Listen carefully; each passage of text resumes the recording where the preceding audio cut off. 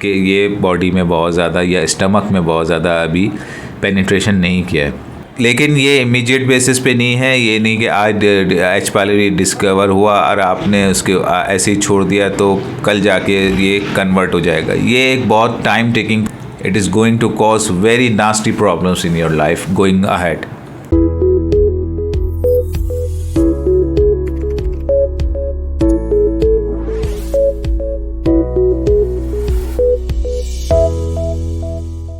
अस्सलाम वालेकुम, welcome to channel doctor Mohammad Faheem pure health. Last but not the least, H pylori का final program ये करने जा रहा हूँ मैं। फर्स्ट 3 प्रोग्राम्स में हमने अगर रिकैप करें तो सिम्टम्स एंड कॉजेस, इंट्रोडक्शन, इसके अलावा different types of diagnosis and different types of treatment हमने डिस्कस किए। एक टर्म है रिफ्रैक्टरी यानी रेजिस्टेंट एच पायलोरी इन्फेक्शन।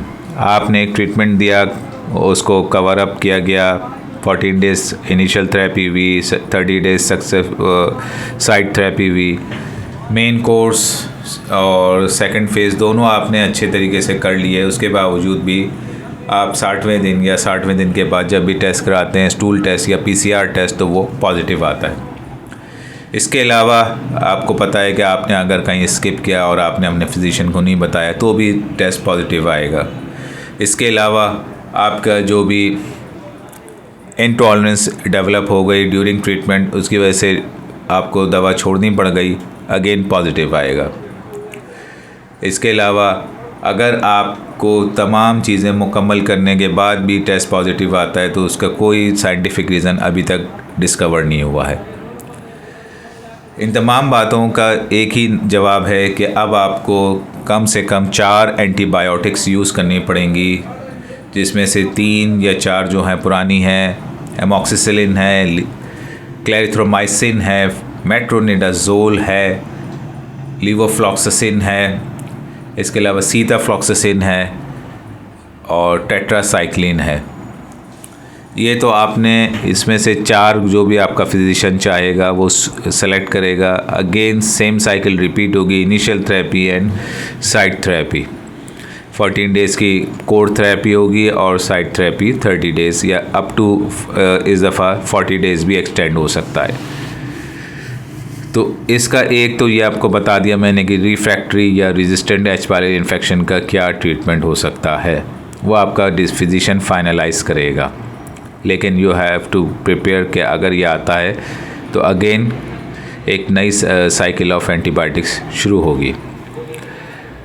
अब वो बात जो मैं कहना चाहता हूँ कि अगर जो लोग कहते हैं कि हम ये एंटीबायोटिक्स नहीं खा सकते या हम ये एंटीबायोटिक्स क्यों खाएं, हमें ऐसी कोई प्रॉब्लम नहीं है, क्योंकि एच पायलोरी बहुत ज़्यादा कोई प्रॉब्लम क्रिएट नहीं करता है एज़ लॉन्ग एज़ कि ये बॉडी में बहुत ज़्यादा या स्टमक में बहुत ज़्यादा अभी पेनिट्रेशन नहीं किया है। जब ये क्रॉनिक हो जाता है, इसको एक वक्त गुजर जाता है, दुनिया वहाँ के जो म्यूकोज़ा होती है, जो लाइनिंग होती है, उसको डिस्ट्रॉय करना शुरू कर देता है स्टमक के, जिसकी वजह से वहाँ पे एक तो पहले तो जो कारामद सेल्स होते हैं, म्यूकोज़ा लेयर होती है, वो डिस्टर्ब हो जाती है। सेल्स हार्मोन्स, ये जो आपके एसिड्स हैं, वो रिलीज़ होना कम हो जाते हैं या हाइपर सिक्रीशन हो जाती है। और इसके बाद जो आपके लेयर्स होती हैं वो आहिस्ता आहिस्ता कम होती चली जाती हैं, जो प्रोटेक्टिव लेयर होती हैं। तो जो अंदर की लेयर होती हैं, जो सेंसिटिव होती हैं एसिड के, वो फिर एक्सपोज होना शुरू हो जाती हैं and that is called ulcer. तो एक तो ये इसका बहुत बड़ा ड्रॉबैक है, if you leave it untreated it can cause ulcer. इसके अलावा ये म्यूकोज़ा के जो लाइनिंग होती है उसके सेल्स में एक ख़ास किस्म के चेंजेस या मॉडिफिकेशन भी कर सकता है, जो कि 5 से 10 साल में जाके लिम्फोमा यानी ट्यूमर की शक्ल या गैस्ट्रिक कैंसर की शक्ल भी इख्तियार कर सकता है, बहुत silently. And again it is called a silent threat to gastric cancer. जी, एच पायलोरी इन्फेक्शन अगर गैस्ट्रिक कैंसर देखा जाए तो उसमें 85 to 90% जो गैस्ट्रिक अल्सर्स हैं that are most related to H pylori infections.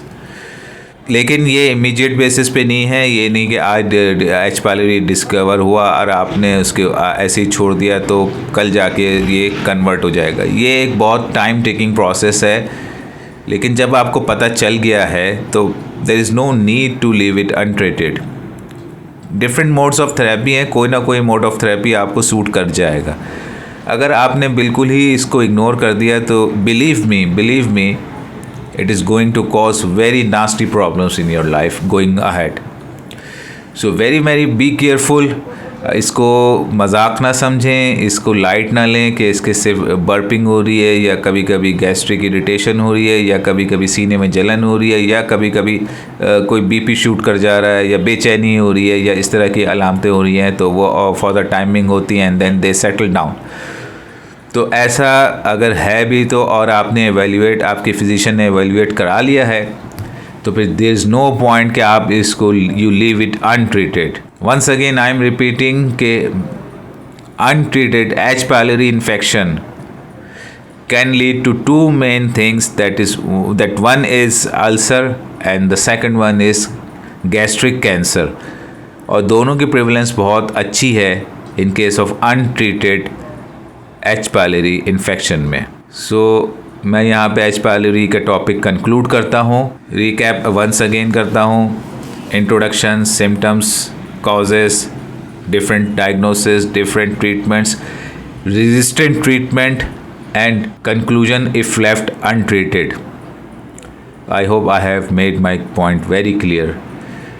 चाहे बच्चा हो, बच्चों में भी देखा गया है ये केसेस पॉजिटिव आ रहे हैं और बड़ों में तो बहुत ज़्यादा वैलिड होते हैं। बच्चों में ये है कि ऐसी अलामतें बहुत कम पाई जाती हैं गैस्ट्रिक के हवाले से, तो इसलिए we don't go for the investigations in almost every child. लेकिन अगर इस तरह की अलामतें आ रही हैं और दे कीप रिकरिंग, तो मैं ये समझता हूँ एज अ फिजिशियन कि बच्चों में भी ये टेस्ट करा लेना चाहिए ताकि उनके भी जो भी ट्रीटमेंट है वो इमीडिएट स्टार्ट की जा सके, क्योंकि by the time they come to know और by the time they grow in their teenages और एज एडल्ट्स, तो अगर वो अनट्रीटेड रहा हो तो you can expect so many nasty things. अपना ख्याल रखें। मेरा अगला टॉपिक बहुत इम्पॉर्टेंट होगा, उसका वेट कीजिए। Till then take care. अल्लाह हाफिज़।